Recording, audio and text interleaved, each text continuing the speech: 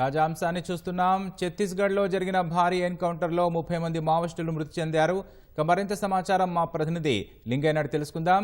లింగయ్య, చెప్పండి, ఛత్తీస్గఢ్లో జరిగిన భారీ ఎన్కౌంటర్ ఎలా జరిగింది? ఘటనకు సంబంధించి పూర్తి వివరాలేంటి? రాకేష్, మావోయిస్టుల పంచుకోటగా ఉన్న అబుజిమడు వేదికగా ఈ రోజు జరిగిన భారీ ఎన్కౌంటర్ లో దాదాపు 30 మంది మావోయిస్టులు ఇప్పటికే మృతి చెందినట్టుగా కూడా ఆ పోలీసులు గుర్తించారు. మరి మృతుల సంఖ్య మరింత పెరిగే అవకాశం ఉన్నట్టుగా కూడా భావిస్తున్నారు. ఛత్తీస్గఢ్ లో ఇది అత్యంత భారీ ఎన్కౌంటర్ గా చెప్పవచ్చు. ఏకంగా 30 మంది మావోయిస్టులు ఒకేసారి ఎదురుకాల్పుల్లో ఈ ఎన్కౌంటర్ లో మృతి చెందడం ఇది భారీ ఎన్కౌంటర్ గా చెప్పవచ్చు. అదే సందర్భంలో మావోయిస్టులకు గట్టి ఎదురు దెబ్బగా, అది కూడా మావోయిస్టులకు అత్యంత పట్టున్న అబుజిమడ్ ప్రాంతంలో జరగడం తీవ్రంగా ఇప్పుడు కలకలం రేపుతున్న అంశంగా చెప్పవచ్చు. మా నారాయణపూర్ అదేవిధంగా దంతెవాడ జిల్లాల సరిహద్దుల్లో ఈ భారీ ఎన్కౌంటర్ చోటు చేసుకుంది. మాడ్ అటవీ ప్రాంతంలో పోలీసులకు భద్రతా బలగాలకు అదేవిధంగా మావోయిస్టులకు భారీగా ఎదురుకాల్పులు జరుగుతున్నాయి.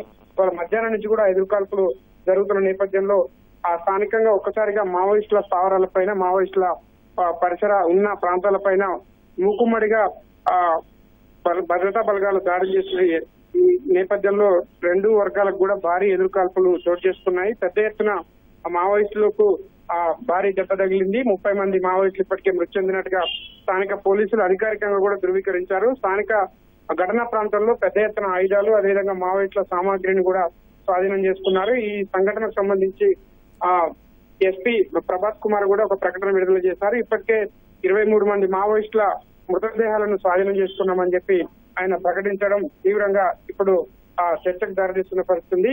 ఎన్కౌంటర్ లో దాదాపు STF, DRG, CRPF, cobra, ITBP దళాలు కూడా పాల్గొన్నాయి. అబుజిమడ్ ఎన్కౌంటర్ లో దాదాపు 2,500 నుంచి 3,000 మంది కూడా ఈ ఎన్కౌంటర్ లో పాల్గొన్నట్టుగా కూడా మనకు ప్రస్తుతం సమాచారం అందుతుంది.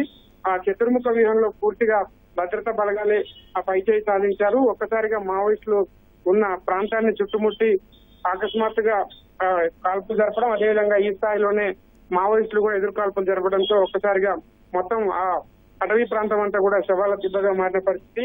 ఇప్పటికే 30 మంది మావోయిస్టులు మృతి చెందారు. ఇంకా మృతుల సంఖ్య పెరిగే అవకాశం ఉందని చెప్పి కూడా పోలీసులు భావిస్తున్నారు. బేస్ క్యాంపులు నుంచి మొదలుకొని మావోయిస్టుల కదలికపై గత కొంతకాలంగా కూడా నిఘా వర్గాలు, భద్రతా వర్గాలు నిఘా పెట్టాయి. ఈ నేపథ్యంలోనే మావోయిస్టులు అక్కడ ఉన్న సంచారం చేస్తున్నారన్న సమాచారంతో ఒక్కసారిగా మూకుమ్మడిగా భద్రతా బలగాలు మూకుమ్మడిగా దాడులు చేయడం, ఈ ఎదురు కాల్పులు చోటు చేసుకోవడం, ఈ కాల్పులు ఏకంగా 30 మంది మావోయిస్టులు మృతి చెందడం మాత్రం ఛత్తీస్గఢ్ లో మావోయిస్టులకు భారీ ఎదురు దెబ్బగా పరిగణించవచ్చు. ఈ కాల్పులకు సంబంధించి, ఎదురు కాల్పులకు సంబంధించి ఇంకా మృతుల సంఖ్య పెరిగే అవకాశం ఉందని చెప్పి పోలీసులు అయితే భావిస్తున్నారు. రాకేష్, అదే లింగయ్య, ఎన్కౌంటర్ జరిగిన నేపథ్యంలో అధికారులు మరిన్ని బలగాలను కొమ్మింకు పంపే అవకాశం ఏమనుందా?